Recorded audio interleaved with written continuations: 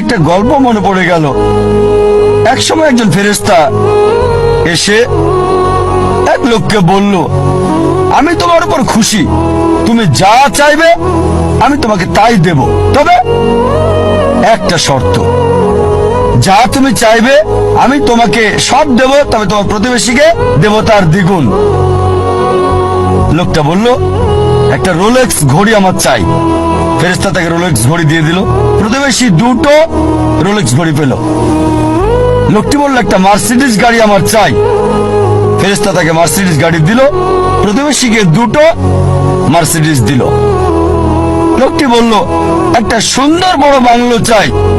ফেরেশতা তাকে সুন্দর বড় বাংলো দিল। তার প্রতিবেশীকে দেওয়া হলো দুটো সুন্দর বড় বাংলো। লোকটি পরে বলল, দয়া করে আমার শেষ ইচ্ছাটা তুমি পূরণ করে দাও। কি সেটা?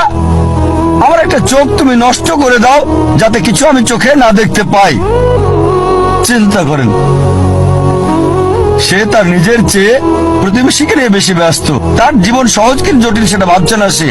প্রাচুর্য কি দারিদ্রতা যাই থাকুক, সে বেশি চিন্তিত তার প্রতিবেশীর চেয়ে ভালো জীবন যাপন করা নিয়ে। এ কারণেই সে ফেরেশতাকে বলল, আমার একটা চোখ নষ্ট করে দাও, যাতে প্রতিবেশীর দুটো চোখই নষ্ট হয়ে যায়। এভাবে আমরা প্রতিবেশী কেন্দ্রিক। নিজে সুখী কিনা ভাবছে না, দেখতে পারবে কিনা সেটা ব্যাপার না।